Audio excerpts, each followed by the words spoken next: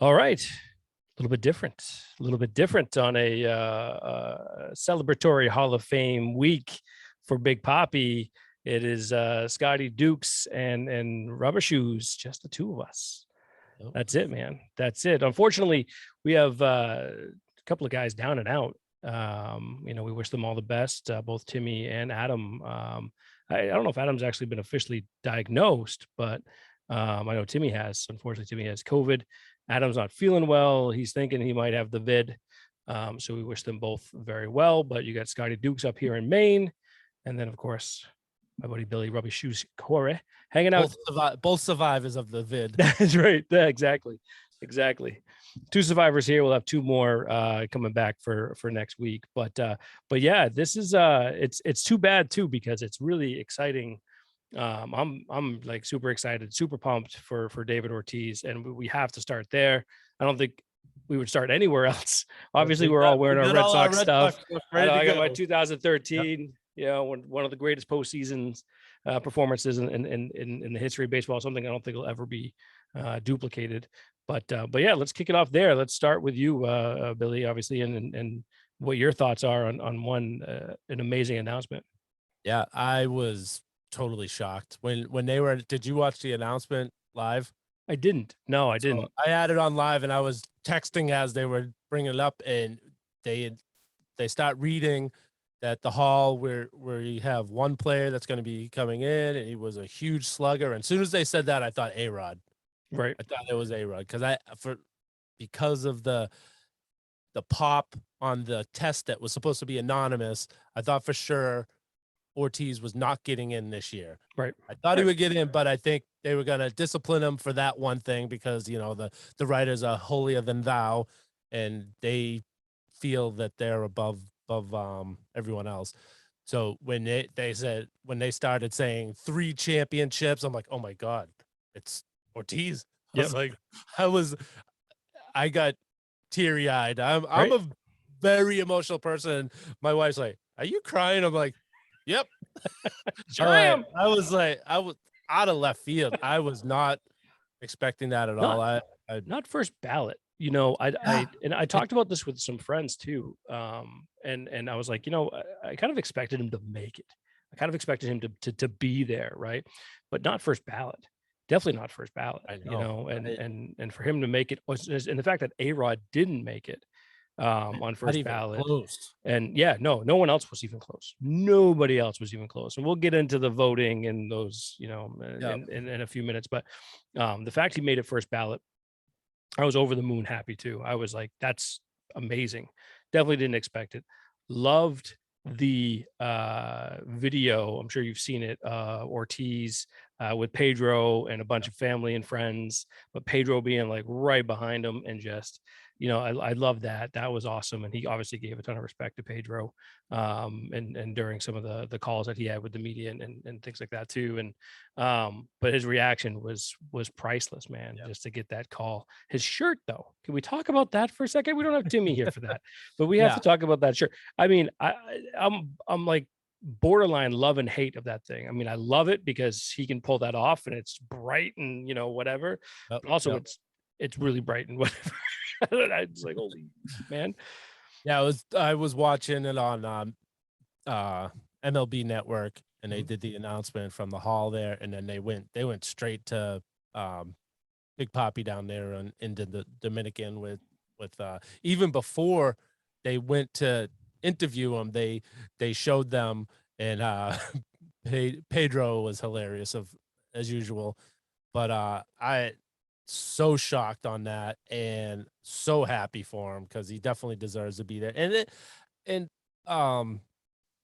do you want to say any more about Ortiz? Because I'm ready to shift to the people that got snubbed. No, I'm fine with shifting to the whole voting process or lack thereof of the amount of names and people that did get snubbed.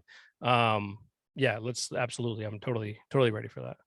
Now, first, so Bonds, Clemens, Schilling, Sosa, McGuire. Was McGuire still on this one, or was he off after last year? I think he was off after last year. I think last year was his last year. So Sosa, Clemens, Schilling, Bonds didn't make it.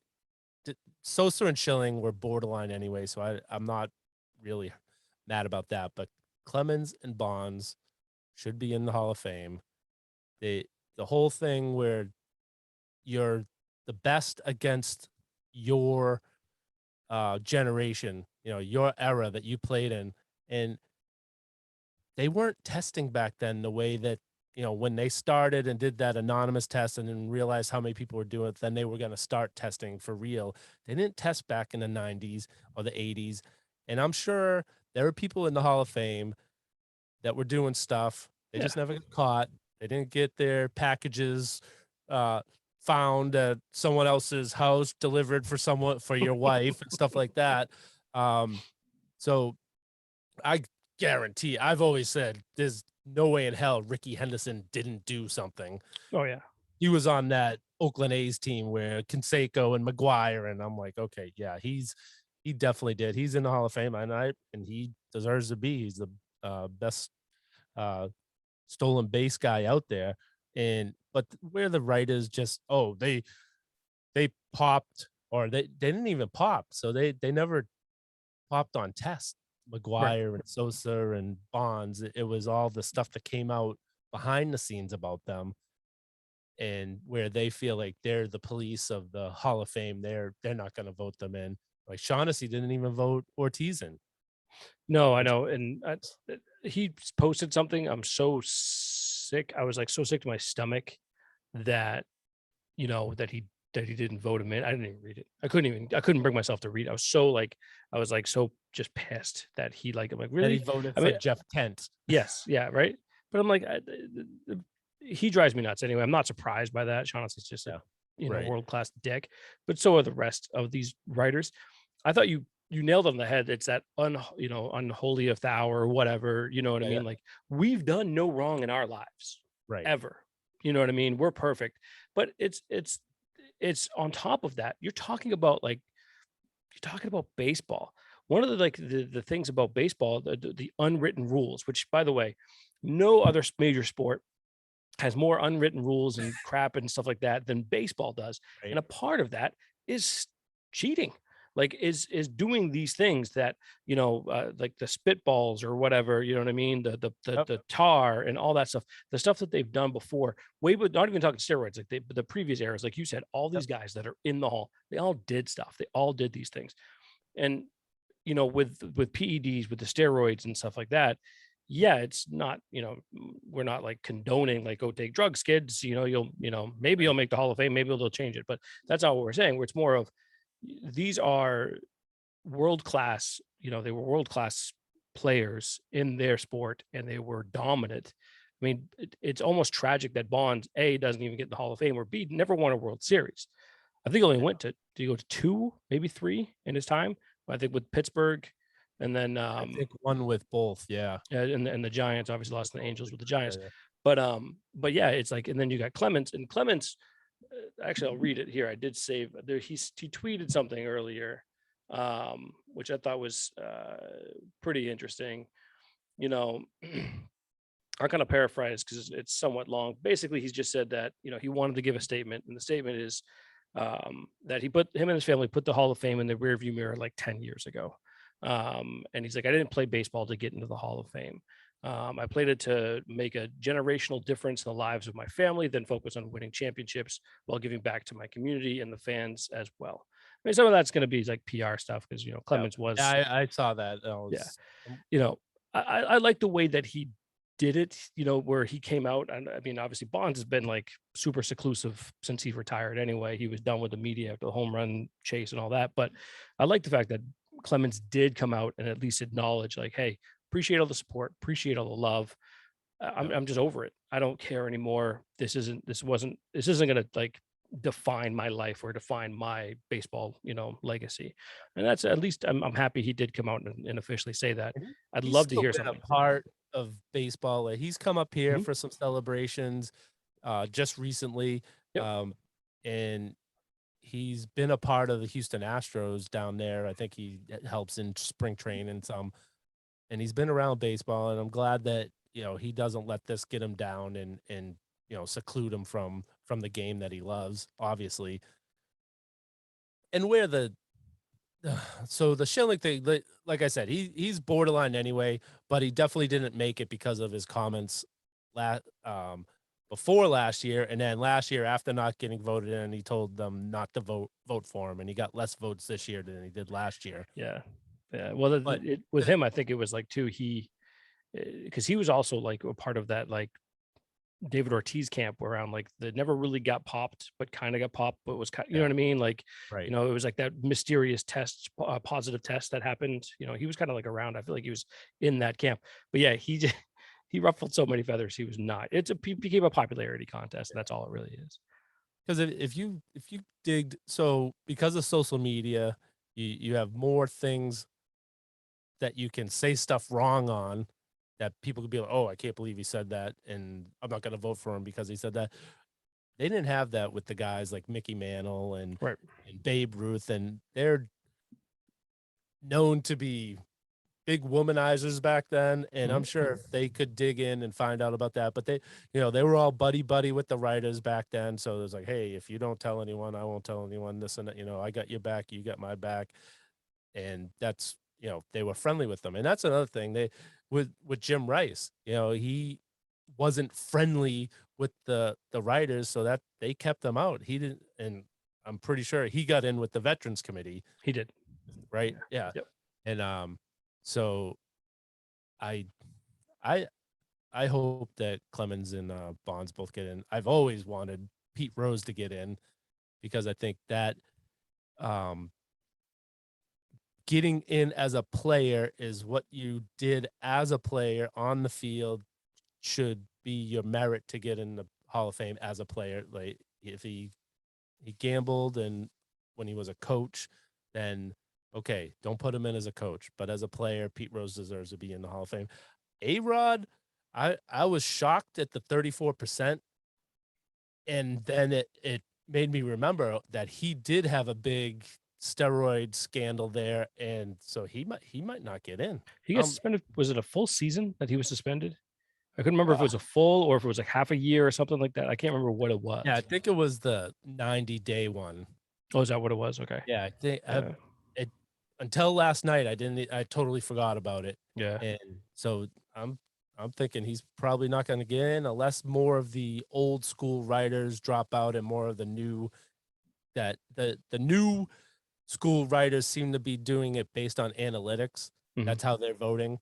And so if more of the old guys drop out, maybe he gets in the 10 years. If not, and the problem is Bonds and Clemens, their only way to get in now is the Veterans Committee. And so they kind of have to have people die off Pretty because much. Yeah. people Yeah. people in the Hall of Fame vote on that. And I know some of the old timers are already set, like Joe Morgan said, any guys that have been in the steroid scandals don't Right. deserve to Not be going to in be here. in. Yeah. So he still has a vote. Hank Aaron was the same way, but he passed away, so he doesn't have a vote anymore. But if more of the older guys pass away, then I think they have more of a chance to get in. I think Clemens has a bigger chance to get in than Bonds because I don't Bonds ruffles a lot of people's feathers the wrong way. So Clemens I always thought was kind of a kiss ass to people. So he kind of, it's hard to hate him. Hmm. He had moments. I feel like but a lot of his moments were in passing, right? Like it Yeah. wasn't something like where Bonds is like, F you the media, I want nothing to Yeah. do with you. He was this really like just a really huge ego, conceited, like I'm better than you, I'm better than like people on my own team at times, you know what I mean? Like he rubbed pretty much almost everybody kind of the wrong way. Great baseball player, probably the greatest home run hitter of all time, yes, but at the same time it's like, he was a dick to almost everybody, and so it's like, yeah, I would be, you know, I would kind of be surprised. I'm like on the fence at 50-50 that if Bonds doesn't get in, I'm not shocked and I am shocked at the same time. Or I guess I wouldn't be shocked, more like disappointed. If Clemens doesn't make it through the veterans, I will be very, very surprised. Yeah. I feel like he will definitely get in. And so Manny, I forgot Manny too. I think he got suspended for steroids at one point. So um, And Manny's like an interesting case too, because his numbers are, you know, right up there. You know, they're like, you know, they're right on the cusp. You know, they're just, I think they're just good enough to kind of get him in. Because he was, you know, I mean, look, the guy was slashing and was probably one of the greatest hitters of, you know, like a good 8 to 10 year period. Like he was one of the best hitters in baseball. a lot of people You know, said he was one of the greatest, if not the greatest, right-hand hitter of yes, all time. right. And he showed it for almost a decade. And then he just got a little crazy. You know, he just got a little crazy Manny being and Manny. yep, Manny being Manny kind of like took over, you know, and Yeah. and it just kind of like spiraled a little bit. But you know, I would love to see him get in because he was one of my favorite Red Sox, you know what I mean? Especially that, you know, those when he got brought on here, what was that, like 2000, 99, 2000 or something like that, or 2001. You know, he was so much fun to watch and I loved having him here, obviously during 04 and 07 and things like that too. But Sosa, I'm not surprised, you know, that he's kind of come and gone. He would only get in, I think, mostly just because of the home run ball. Right. You know, he wasn't That's like to say, him and McGuire, it was, although McGuire was more steady with the home runs. he was. Well, that's just it. Sosa just had that peak there. He was when dominant in for like great, 5 years. It was like that yeah. 5 year stretch where he was, you know, obviously him and McGuire. That's like a big part of his Hall of Fame story is Right. that, you know, that battle. And then, you know, especially because of how much it meant to baseball, especially during that time. That's To another kinda, thing. So baseball turned their head Mhm. during that whole era, and it's like, okay, this is bringing baseball back. So we're not even gonna, like, it's obvious people are doing it, but we're not gonna be upset about it. Right. It's the same time, like all of a sudden you get like Brady Anderson, you know, a career like 15 home run, you know, hitter. He's all of a sudden hitting 58 bombs. Like, no, we're not going to look at that. No, it's like, Right. come on. Like, you know, it just, they didn't care. They didn't, you know what I Right. mean? They just didn't care because the ratings were there, you know, and the fact that they can sit back and be like, you know, don't care. That's, you know, it is what it is. Oh, no. Now that the media and other people are now really understanding it, no, we do care. You know, it's Right. just, it's so hypocritical. Yep. And it's the hypocrisy is just, it gets annoying with baseball. That's why baseball, I was so high up on baseball. I used to love, like I'd watch so much, and I just started to kind of fall out of love with it because of just the hypocrisy of the whole thing and like just some of the stuff that they did and like I mean, like there's obviously we all have issues with like the officials, but the umpires like make themselves so much a part of the game in baseball, and obviously in other sports as well. But I feel like baseball, it's just ridiculous with guys like Joe West and others who I think he's retired, thank God.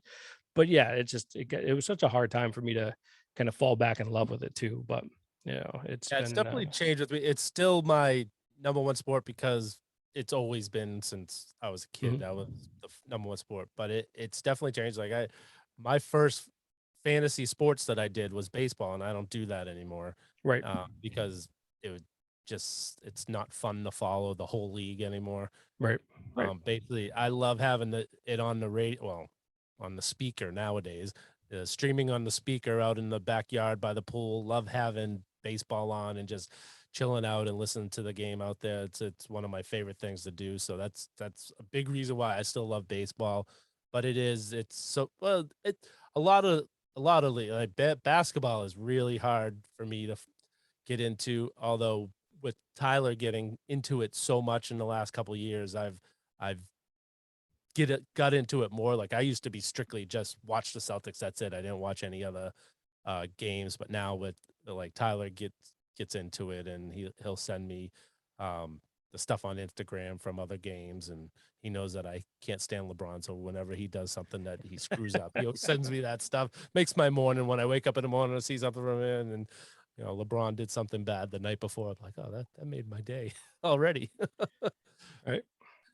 Oh, That's crazy, but we could transition into basketball now. I was gonna say, yeah. I mean, I think that's a good wrap on the Hall of Yeah. Fame. You know, again, still pumped for Poppy. Can't wait for the definitely be, you know, that's appointment television, by the way, the ceremony when he Oh gets yeah. officially inducted. That's appointment television. for anybody that's a Red Sox fan and Yeah. even should be baseball. But They usually have someone introduce them, which it's got to be Pedro. either Pedro or like maybe his son or someone like that. Yeah, Yeah. I could see it. Like, yeah, So but I could that'll definitely see. definitely be fun to watch. Yeah, especially Ortiz, because Yeah. Ortiz is hilarious. I love David Ortiz. Huge personality. But yeah, transitioning to the Celtics and basketball, trade deadline's only like a couple of weeks away. Obviously the Celtics, they just blew the doors off the Kings. It's trash. It's arguably one of the worst franchises in all of sports history. You know what I mean? Like, they are horrible. But to lose by 52 points, like, that's, I know. And good Lord. so my other job, my non-firefighter job, the owners have season tickets to the nice. They split season tickets to the Celtics, and they were both, the husband and wife were going last night, and I told them, okay, the Buddy Hield is supposedly on the radar for a trade, and so is Barnes, and I said keep an eye on them, and the Kings just didn't show up. It's like there was nothing worth watching in that game last night. It was bad, man. Like, it was really, really bad. Tatum looked great. Obviously Brown looked great, but against that team, they're all gonna, Even the subs come in and they were on fire. Yeah. Which was just nuts. But Tatum's been shooting at a high percentage these last, probably 10 days or so. Like, he's shooting at a better percentage.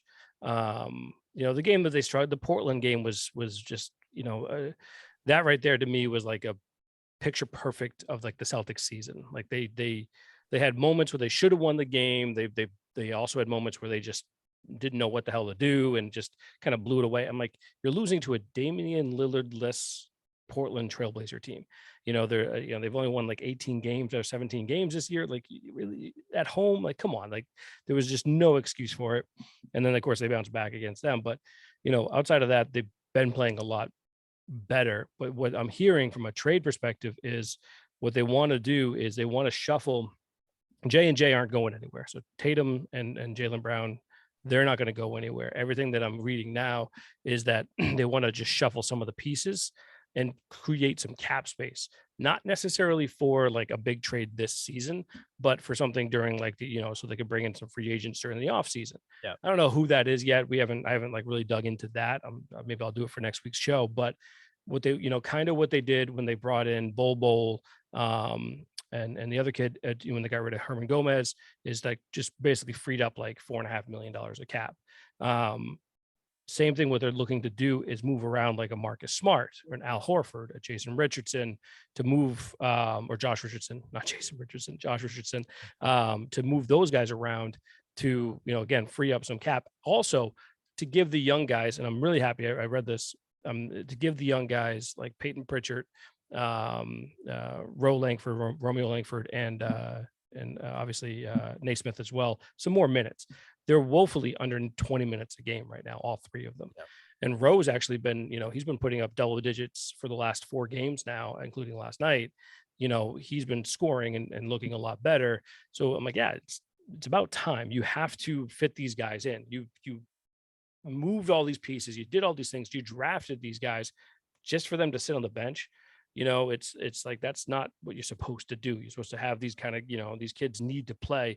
And when we've seen them play, I would say, there's going to be growing pains, but they've looked decent. They've looked halfway good. So I think you're going to see, it's not going to be like a big swing for like a trade, but you will see some trades where those bench players they're going to get moved, mostly just to try and probably free up some cap space.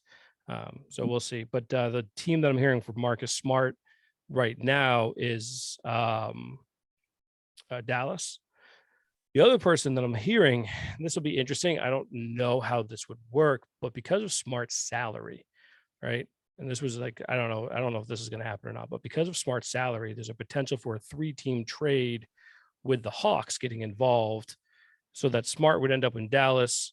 John Collins would actually end up in Boston, and then there'd be a piece go to from Dallas would end up going over to Atlanta, and Richardson might be involved in that too. But obviously, that's just a rumor. But there's, because the Hawks have been, like, they went to the Eastern Conference Finals this year, and they're not even in the playoffs right now if it ended today. So that'd be they've nice. been Yeah, they just signed Collins to a huge deal, but so far he hasn't really fit into what they've been kind of looking to do with their offense.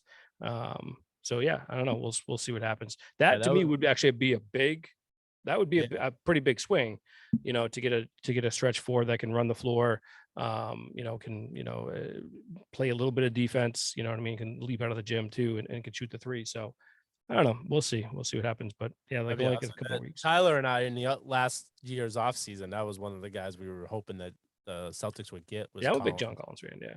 It was wow, that's a good name. And it the Yeah. first, so I was I've been talking to someone the last couple days about the Celtics, and he was telling me, because I didn't research this myself. He's like, either it's been like 8 to 10 games that they've blown leads of like Mhm. 15 points or more. And even if they won half of those games, they're like third or fourth in the conference. Yep. The And East is so a cluster, dude. Yeah, yeah, the East is a cluster. So yeah, they've blown a lot of leads this year. I mean, Christmas Day was like a perfect example of that, against Milwaukee. But yeah, their Eastern Conference is really tight. And if you're talking like a swing of like even 5 games, yeah, they're sitting at like the 4 seed or the three yep. seed, which is crazy. But And if that's they it's did 8 out of 10, they're right there, 2 or 3 seed. right, exactly. I mean, because they're do they have a chance at winning a championship this year? I don't see that happening. You know what I mean? They're not going to get out of the Eastern Conference, even if they do make the playoffs, which I still think they're going to make the playoffs. I think they'll make a move that'll help them kind of get over that hump. I'm hoping that they make the 6th seed so they don't have to do the play-in tournament. But Yeah. I could also see that just happening where they're going to be like, yeah, we'll be the 7th or 8th seed again this year. Because last I checked there, and I can check it up now, but they were the right now they're like the 9th seed. Yeah. Um, Yeah, they're so yeah, they're the 9th right now, frustrating this 25 year. and 24, but they're 7-3 in their last 10. They are playing good basketball. It's funny though. So they're in the 9th spot, but they're only 4 games out of the 6th spot, and they're only 2.5 out of the 7. So it is like super, and it's crowded. Like the top 4 or top 5 positions, actually top 6, are all separated by 2 games. So the top 6 are separated by 2 games in the Western Conference or the Eastern Conference. West is a little bit more parity, or a little bit more of a gap, mostly because the Suns are just ridiculous right now. But yeah, I mean, I think with the Celtics, like I said, you're gonna see a move. I don't think it's gonna be like that huge blockbuster trade that maybe people are hoping for. And I don't think they're going to move Tatum or Brown. Like that's just not going to happen. They still think that they can build around those guys moving forward. Yeah, if they can open up some money for the off season and then make a splash, then it's good. Right. This year, unless they catch lightning in a bottle and they click, like we know they can play like that, but can they play that consistently enough in the playoffs to make a run? Right. We haven't seen it this year. They'll have the game against the Kings last night. I mean, that's a bad team. They blew them out. That's what they should do. But then they'll have a game against like Portland. Orlando, and they struggle to win, or they lose at the end, and it's like those are the teams they should be beating Mhm. handily, and those are a lot of the games that they've it just makes you scratch your head like what Like, what are you doing? Yeah. What are you like doing? our eyes are telling us one thing, that we know these guys are better than this, and then you watch them have these bad games so often, and I think a lot of it is Udoka is still learning. He He is. Yeah. he is a little over his head, but I think he'll figure it out. He sees things have they've definitely the last 2 to 3 weeks now, they've changed how they've played. They're playing a better brand of ball. And when I was watching the game last night, Scal had said something about Marcus Smart, came out and said that he wants to be the point guard, a point guard that goes down and distributes the ball. And last night he played that way, and we'll see going forward. Hopefully, that proved last night that it works. Right. Like works really well when you're playing a bad team. And if it just seems like I don't know, they'll win a couple games doing the right thing, and then next thing you know, They they're drop back. back into it. Well, that's the Yeah. thing when like Smart saying that he said that at the very beginning of the year, like that was his thing, and he tried to come out, and then like the first 5 games of the year, all of a sudden he calls out Tatum and Brown for not passing. Yep. You know what I mean? And then you looked at like Tatum's assist numbers have actually been gradually climbing they have. over the last few weeks. Brown's not really, but I think you know, because I but, called them out on it. Yeah, right. It always seems like when I say something out here, it's next thing you know, they do the total opposite of what I was saying was happened. So, but that's good. Tatum's a freaking watcher. We know that. Yeah. But yeah, so it's like, for Smart, the thing is with Smart, and I know what he can bring to the table, and like losing him in a trade, I wouldn't lose any sleep over it. Obviously, even depending on what we got back. But like, because he says that it looks like he wants to do it and he'll do it, but then he starts the next game, he'll start to force something. He looks like he's just like, all of a sudden he gets bored. He's like, no, I need to shoot a little more. I need to be more involved in the offense. I need to attack more or whatever it is. I'm like, no, man, like you're supposed to be the facilitator, look to make the pass, look to run the offense, run the set, run the offense the way it's meant to be, and just kind of manage that. And I think Smart has a hard time doing that consistently. And that's why, like, I had thrown like Goran Dragic name out there and other people like that, kind of older point guards. Like you look at Chris Paul is, he doesn't, if you watch him, he doesn't really do anything like spectacular. He does what he knows and what he can do at an amazing level. And that's really kind of manage the offense, run the offense, and lead. I'm not comparing him to Chris Paul, but right. There are point guards out there that can do that. A lot of the younger players coming up in the league, with the AAUs and all the other stuff that they got going on, it's, basketball is in a really, in my opinion, like in a very scary position where people are just like all the step back threes and I'm going to dribble side to side to side, I mean, just isolation and all that, even at like a young age, where a lot of the fundamentals aren't being taught. And then you start seeing like, oh my God, like people drool over these kids because they have this great athletic ability and blah, blah, blah. But then when they get up there, it's actually, you still need to be able to play basketball and the actual, sport itself. So it'll be interesting to see, who the Celtics do trade for, if they bring in someone that's a, true facilitator, true, person that's going to set it up. That's why I like Pritchard a lot. Because if you notice, he's not like coming down to like pop a three. He comes down, he said he runs the offense, he runs the set. If the ball swings to him, yeah, he's not afraid to shoot it. Right. Or trying to attack. I'd love someone that could, look to penetrate and kick, penetrate, collapse the defense, kick it out, get Tatum and Brown some shots that way too, because that doesn't happen a lot with with the Celtics offense. But I mean, they're officially like, just over halfway through the season now, because they're 49 games in. So, with the All-Star break coming up and the trade deadline, I like I said, I think I could see them squeaking into the 6th seed. I could definitely see that. I hope that happens because, play-in tournament always makes me nervous. Yeah. Just because like we just talked about, they could show up and then they could not show up, So I don't know. We'll see what happens. I think a lot of it too with the buying in when the coach preaches to do this one thing and you do it and you lose, or you do it and so that's another thing. Doka does not know how to stop a run against the Celtics. No, his mid-game adjustments are crap. Like Stevens would call a timeout and he would run a play. Mm-hmm. He would set up a play, draw it up, we're gonna score, and stop their run. Right. But Doka just seems like he calls timeout and then they go back out there and just do the same old thing. It doesn't, and then it's like drive to the hole, get fouled, get some points that way, stop the momentum. But like I said a little bit ago, he's still learning on the job, I think, a lot. And I don't think you think either that they're gonna get rid of him after this season. It's like no. I mean, there was a couple of weeks ago there where I was just, because he looked so lost, that I'm like, he's a one and done guy. Like I could almost see him like being like out of here like mid-season or something. But then, he obviously they're playing a lot better. He doesn't look as lost. He looks a bit better. But I also think one of the things that really kind of like the light bulb moment for me for him with Udoka was when he came out was talking about the trade deadline and saying that he's talking to Brad every day and like the phone's ringing off the hook. And I'm like thinking like, okay, so Stevens obviously has his back. He's in there having conversations with Brad constantly. And then on top of that, obviously the fact they're not going to trade, they've come out like Jaylen Brown and Tatum aren't going anywhere. This is his guy. They're definitely gonna ride it for at least another season.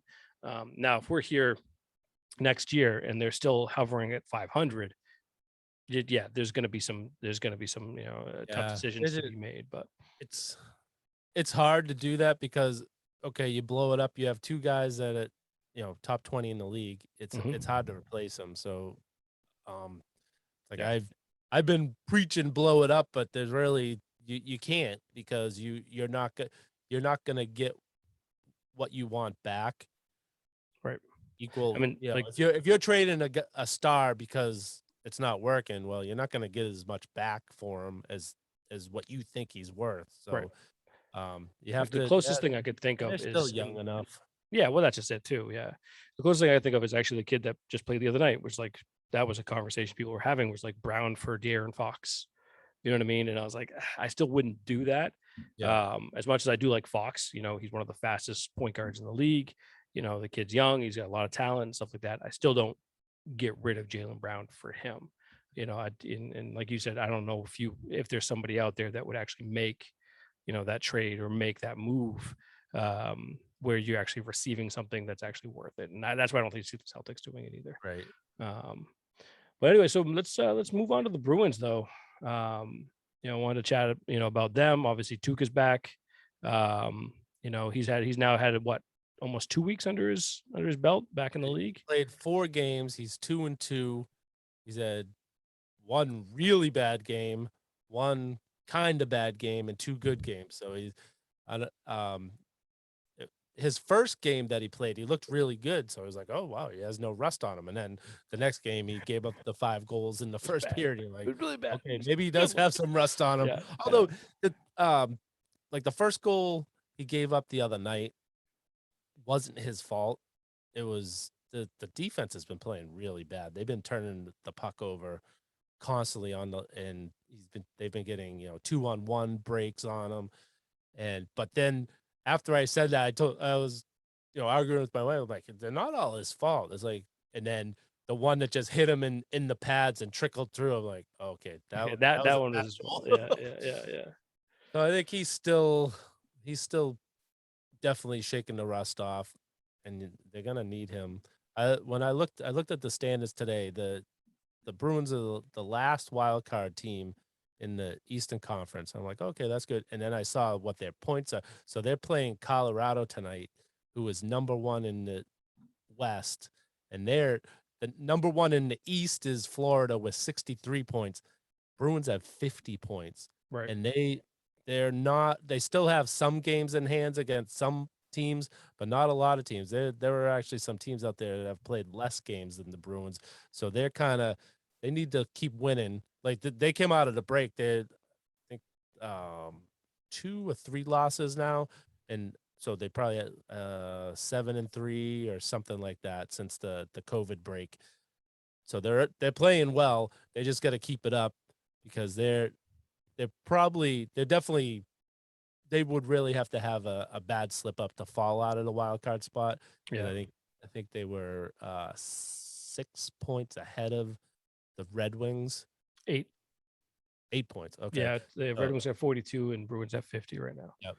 And then below them is the Columbus. Yeah, so they would really have to mess it up, and they're only, I think it was 3 points behind the Maple Leafs for the third spot. Yeah. Yep. So it's 5 points behind the Capitals, etc. Yeah. So I mean, they're right there. They're right there. One thing I wanted to talk to you about too was obviously with the Winter Olympics coming up, or so what happens with the hockey for that? Well, they were going to take a break and they were going to send players over there, but after this big spike and they had so many games that they have had to miss, they're not sending players to the Olympics. And I think that week that they would have been shut down, they're making up games that week now. Oh, okay. They're not shutting down. And none of the players will be going over. Yeah, I couldn't there. remember if I'd never heard, I didn't hear anything, or read anything. I was just, they were leaning to going probably back in November, and they hadn't made it official. And then once all of a sudden, they shut down Canada, and then the Bruins hit it. They missed 2 weeks, and after that, they're like, yeah, there's no way we can do this. They're the end of the season hasn't changed. They haven't added games onto the end of the season. They're making up that week that they were going to shut down for the Olympics, and then scattering. They've already put out the new schedule with all the makeup games, so they're not going. But so there's a stretch that the Bruins will be playing like every other night for almost like 2 weeks. Yeah, it's gonna be nuts. Well, because I thought it was funny because like they're still doing the All-Star break, right?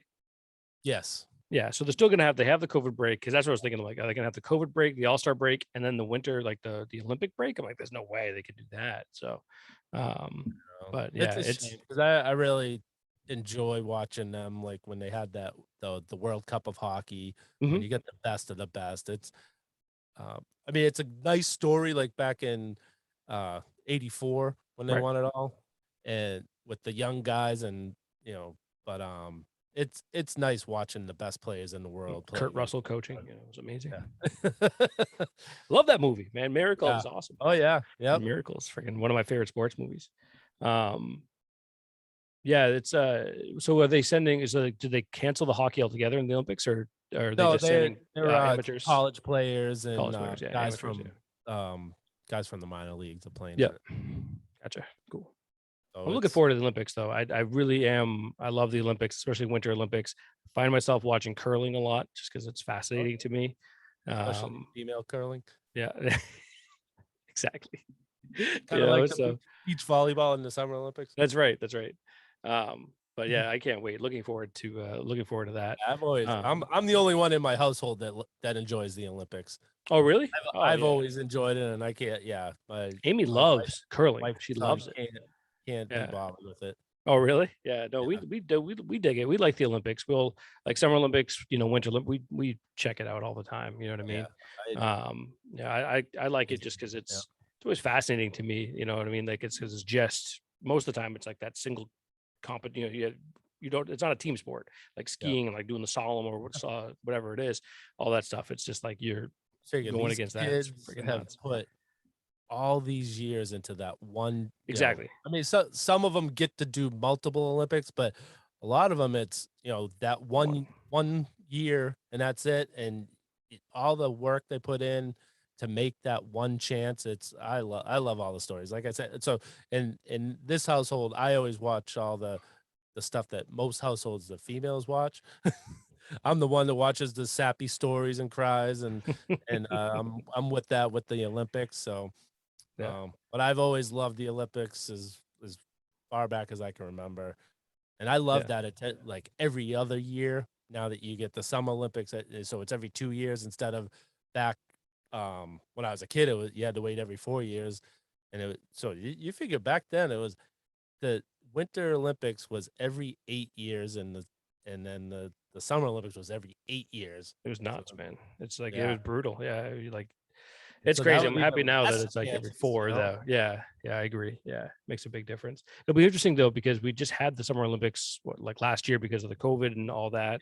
So it'll be interesting if they decide to like how they're going to switch that up, or if they're not going to at all. I don't know. If it's still going to be separated by the 2 years, or if it's going to be just you know what I mean? I don't know, but it's going to be cool because I'm looking forward to that. But first, the NFL wrapping things up, with Championship Sunday, this upcoming Sunday, and then 2 weeks after that, the Super Bowl. But this weekend, Patriots weren't in it, obviously, but was one of the most exciting Saturdays and Sundays of divisional football, like just insane finishes. I mean, one of the best watching viewership weekends, minus with obviously the Patriots not being in it, that I've seen in a really, really long time. Starting Saturday night, Sunday night was just insane. I want to get your thoughts on it, and especially starting obviously with the best game, which was the Kansas City and Buffalo game. Were you happy to see Buffalo lose at that point, or were you like, because I know Timmy he's over Kansas City, he wants nothing to do with them. It didn't matter who it was, wants Kansas City to get out of there. I'm the same way. I was rooting for so I was at the fire station on Sunday. I was able to watch all 4 quarters, watch the coin flip, and then I had a call. I missed the overtime. Come back and it was over. I was like, are you kidding me? Yeah. So, but that unbelievable. That was so awesome. Like the last 2 minutes of that game, it was so eerie how similar to 2018 AFC Championship that was, though. You know what I mean? Except it was like looking at it, like watching the exact same thing, except Kansas City were the Patriots. You know what I mean? And Buffalo was Kansas City. But it was crazy, and also I just didn't understand some of the things that Buffalo did. There's 13 seconds left, right? And you just go prevent. You totally dropped everyone back. They're not going to throw a freaking bomb from the 25, bro. You know what I mean? That's not what they're going to do. Had all 3 timeouts left too. Right. So they're going to go underneath, and I don't know. They could throw into the middle and call a timeout. Exactly. It wasn't like they didn't have no timeouts. Okay, they're going to go strictly to the edges. No, they didn't have to. Yeah, they definitely dropped the ball on defense there. I want to know your take on what you think overtime in the playoffs. See, to me, everyone's all up in arms about it. And I know you guys were going back and forth on the text and stuff like that too. I don't think I chimed in. I don't would I like to see some kind of a change? Yeah, I've always liked college football play overtime. Yeah. That's something that I've always, except for the pros, do it from the 35 instead of the 25 or whatever, maybe the 40, you know what I mean? Do it from the 40 and do it that way. But that would be the only thing I would change. I don't mind the fact, look, Buffalo has the number 1 defense, and they made it known to everybody, especially when they played the Pats and stuff like that. We have the number 1 defense. Okay. So you can't stop them with 13 seconds left, and you have to stop them in overtime. You can't do that either. So I don't want to hear the complaints that, it's too bad Josh Allen didn't get the football. Well, it's because his defense didn't make a play. Right. His defense needed to make a play or a couple of plays to get the ball back to him. So I don't mind when they made the adjustment of saying, okay, first team gets it. If they kick a field goal, it gets stopped. The other team gets an opportunity with it. I still like that rule. I'm okay with it. If someone gets the ball, they march on the field and they score, a touchdown. That's, the finality of it. I understand, especially if you're on the other side, it's oh man. But when Rex Burkhead scored in 2018 against Kansas City, when we had the ball first, I wasn't complaining about that rule whatsoever. Patriots fans have been on the good side of those during the playoffs the last 20 years. So yeah, we definitely can't complain about that. I don't, like you said, your defense has to step up and make a stop. I agree with that. I don't mind the way it is, but I have heard some things over the last week that I kind of didn't hate. One, if you just play another 15 minutes, the full 15 minutes, so it's like a regular game still. And one I really liked that I heard on one of the radio stations, a caller called in and said, what if the team who wins the coin flip at the beginning of the game, they get the ball in overtime. So that way you can still strategize at the end of the game. So if Buffalo knew at the last 13 seconds there, or even the last 2 minutes, they knew if they went in overtime, Kansas City was getting the ball, then maybe you kind of change your strategy to end the game there. Maybe you go for 2 instead of just tying it up, because I didn't hate that.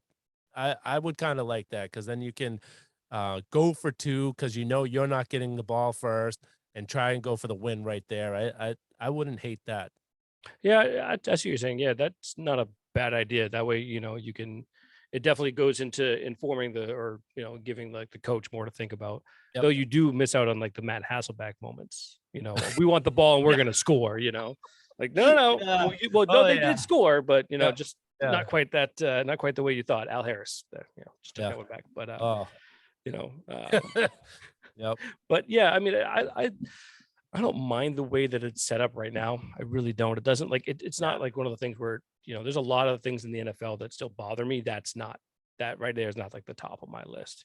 Um, I loved the fact. So it was hard because I didn't really have that much of a dog in the fight with the Kansas City Buffalo game. I really didn't. I don't like either team. I mean, Buffalo just put it on us. They're in our division. So hard for me to root for them, other than the fact that they're just been the perennial losers for ever, and things. So, but Kansas City, I don't like for millions of reasons why I don't like them. You know what I mean? But Cincinnati and Tennessee, I was so rooting for the Bengals, obviously for financial reasons. That's besides the point. Won't get into that. But for the fact that like I love Burrow, I love the fact that he looks identical to Macaulay Culkin, from Home Alone that grew up and he's out there just friggin' tossing dimes.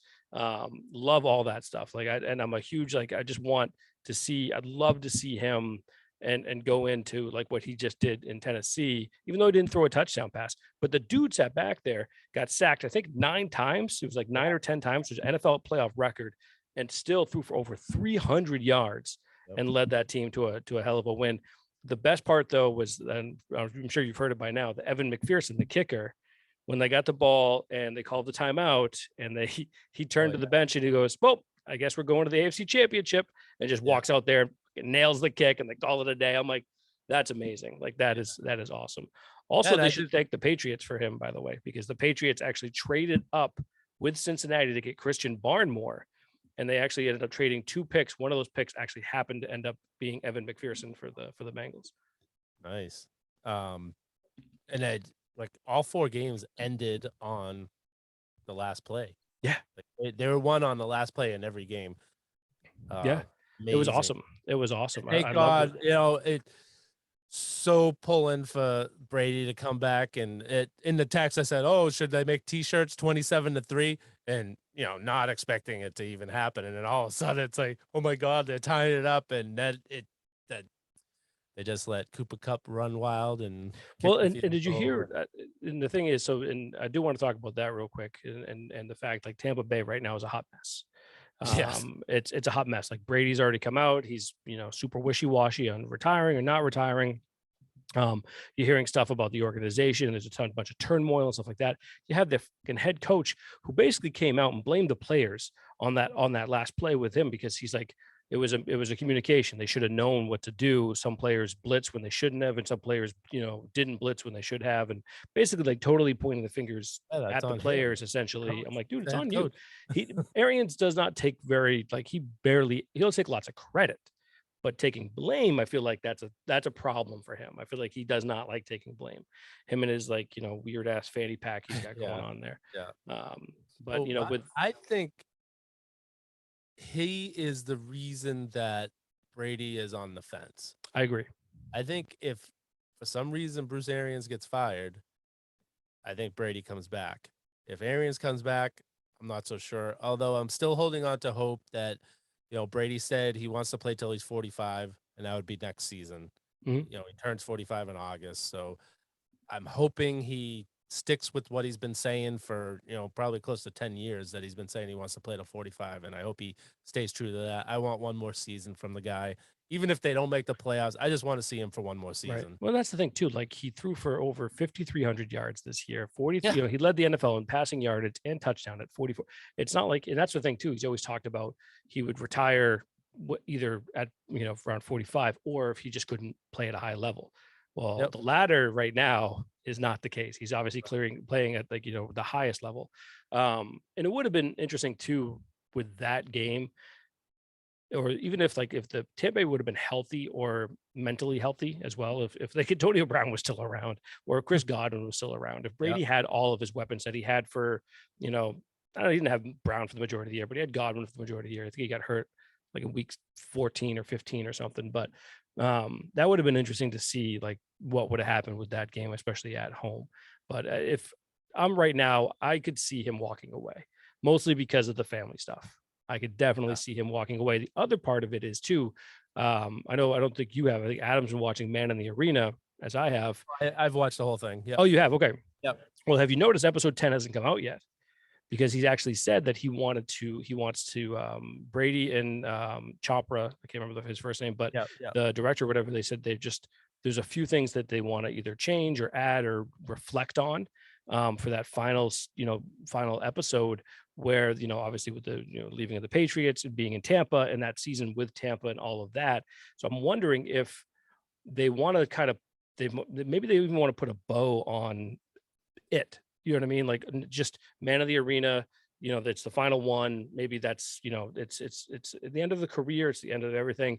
Maybe that's the case. I don't know. I might be reaching for something there, but I just thought that was, that was kind of interesting. But yeah, so I'm not ready because it came out almost like the week before this last game that he was on the fence. I'm like, what? I'm like, I wasn't expecting this, so I'm not prepared for him to call it quits right now. Right. Yeah, I'm not either. It'll definitely give me a lot more Patriot jerseys though, because I told everyone, I'm like, I'm not going to wear another Brady jersey until he retires. Once he retires, absolutely. Yeah, that's like I said on last week's show, I don't wear the Brady Patriots and Gronk Patriots while they're still playing. I do have two. I just bought another Brady jersey last weekend. I was hoping to be able to wear it for another playoff game. But, right. Well, at least you're not, at least you don't, I mean, Aaron Rodgers, at least, you don't have to worry about that, because yet again, homeboy doesn't show up for the playoffs. Like at this point, like people have got to stop with the comparisons between him and Brady. And like, it's obnoxious. Great quarterback. He's probably going to go down as a top 5 of all time, but he's not, like, he just can't be in that conversation anymore because of the constant failings in the playoffs. At least Manning went to 3 Super Bowls. You know what I mean? At least that's the case. Like, he went to 3 Super Bowls. Wait, did he go to 4? 4. Sorry, he went to 4 Super Bowls. He won 2. He went with 2 with Indy. He won against Chicago, lost against the Saints, and then 2 with Denver, where he beat lost to the Seahawks, and then beat the Carolina. But at least he went to 4. And he struggled to get out of the postseason as well. But with Rodgers, he's only gone to 1. He's only gone to 1. And how many times has he been like a high seed and stuff like that? Now, granted, like 2014 was a kind of like, well, you want to say it's a fluke, they're up 20-6 with like 8 minutes left or whatever it was, and all that stuff happens. But like, all you can look back and look at all the seasons where he's had like a lot of opportunities. And it's when he gets into the postseason, he's not the same quarterback. He just isn't. And it's kind of sad. I'll be interested. There's gonna be a lot of changes, where I think I could definitely see Rodgers moving on somewhere else. I think he's done. I think he was done. Even the way, like, how he played in that game and how he's played in a lot of games this year, even though they got the number 1 seed, but there was a lot of games this year where he just kind of went through the motions. Disinterested, yeah. Just because he's that good, he was able to produce. He wanted out this past season, and he's definitely I would be shocked if he ends up back in Green Bay. Right. It's gonna be nuts, man. But San Francisco winning with Jimmy G, like, barely completing passes and doing all that, like, it's been crazy. And of course, he's got like a busted up thumb. Like, everyone's up on him. Like, I'm like, the dude's got like torn ligaments in his friggin' thumb. And like you got to give the kid some credit here. You know what I mean? Like, their defense has been great. But yeah, it'll be interesting. So let's get to picks as we get into the championship Sunday. Start with we got NFC, Niners, Rams. And then actually, I think that's the second game. The first game is the Cincinnati and Kansas City. So when we start there. All right, so who I think's gonna win? I think Kansas City's gonna win, but I am rooting for Cincinnati. I love that team, and plus I've been in the same shoes as Timmy, where I don't want Mahomes to win another one. Because after he won 1, they said they started calling him. No, he's like, he's being dawned. Like, you know what I mean? Whoa. You got a long way to go, and I don't even want him to come close to any of the Brady's Super Bowls. So I will be rooting hard for Cincinnati. I do think it's a tough place to play in Arrowhead, and if it's still called Arrowhead, I don't even know if it's still called that. Yep. But I'm going to predict what I think is going to happen. So I think it's going to be Kansas City 34, Cincinnati 28, but I hope it's the reverse. Yeah. Yeah, I think I love Cincinnati. I really want them to win. And I always go with my heart on these kind of things anyway, because whatever it is, what it is. I do think I agree with you where I think it's going to be like a high scoring game. I'm actually going to say 42-34 Cincinnati. I'm going to say it's going to be a shootout. It's going to go it's going to get nuts. And I really hope Burrow just goes crazy and throws 5 touchdown passes and has an awesome time. And gets the Bengals back to the Super Bowl for the first time since like the 80s, which will be nuts. But it's crazy that it's the Rams and 49ers, because obviously NFC West is like, woo, hey, we made it. Yeah. I would not have ever, I don't think I would have, you couldn't have put a gun to my head. I mean, maybe the Rams might have made it this far, but I didn't see the Niners making it this far, especially when the whole thing kicked off. I think they were like the lowest seed or the second lowest seed in the conference when it started. I don't have to look that up now. I think they might have been the last team to get it. I think they were. Would they play the first week?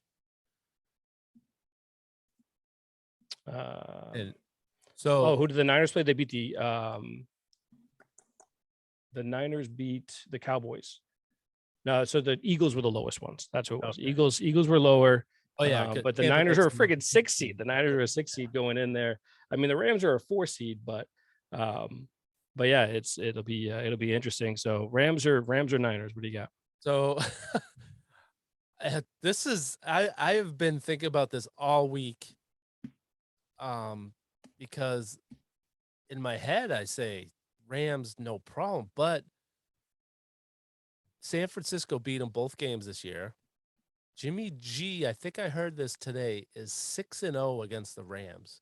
Mm-hmm. Some crazy. He's undefeated against the Rams. What 6-0, 8-0, something. He's undefeated. So that makes I'm gonna pick the 49ers, even though I don't want Jimmy G to go to the Super Bowl over Brady, but I'm going to pick the 49ers, and I think I'm crazy to do it, but I'm going to say they're going to keep the Rams low scoring, so I'm going to say 24-17 49ers. Can't believe I'm saying it. So I still love Jimmy G. I always will. You know what I mean? Everything that happened, I don't think was really in his control, with everything. Right. With Brady and all that. I don't hate him. I just, I'm like, I don't want him to go over Brady. Yeah. Well, Brady's out. That's why I'm like, it would have been great. It would have been magic if it was Tommy versus Jimmy. Like that would have been like, good Lord, your ratings would have been freaking spiked. Yeah. I have a soft spot for Stafford. I was just going to say the same thing. I was going to say, like, it's really hard for me because I love Matthew Stafford. Big fan of his. Like, I love that kid and everything that he's kind of gone through. So, I think the Rams are actually going to do it this time. And I do think it's going to be low scoring. I think it's be 2017 Rams for this time around to get to the Super Bowl. So Rams and Bengals for me. Hopefully that but I wouldn't be upset if the Niners won either at all. Yeah. I'd be really upset if the Kansas City. I do not want Kansas City to be there. I don't care for Ramsey and I don't care for OBJ, and I love Deebo Samuel, and I like Jimmy G. I don't love Jimmy G, but I do like him. I don't hate him, and but if you're out there listening to this and you're gonna make wages, don't listen to me because I was 0-4 last week. Now that was straight up picks. That wasn't any spreads or anything. I was 0-4 straight up. So I don't. So I'll probably do the opposite of what I just said. Well, we were down short. We were short 2 people this week, but I think we surpassed the hour. So good stuff. A lot of great stuff going on in the world of sports. Thank you for checking in. Make sure you check in with us everywhere you can. YouTube, Instagram. Don't forget every morning, because God bless you. I don't know how you do it, but every morning got the Rubber Shoes wrap up with Billy. Make sure you check that out every single morning. Share it, like it, love it. We appreciate you guys. We appreciate everyone watching. Thank you so much, Billy. Pleasure, my friend. Glad we got this in, and we'll chat next week. All right. See you then. See you, buddy. Congrats, Poppy.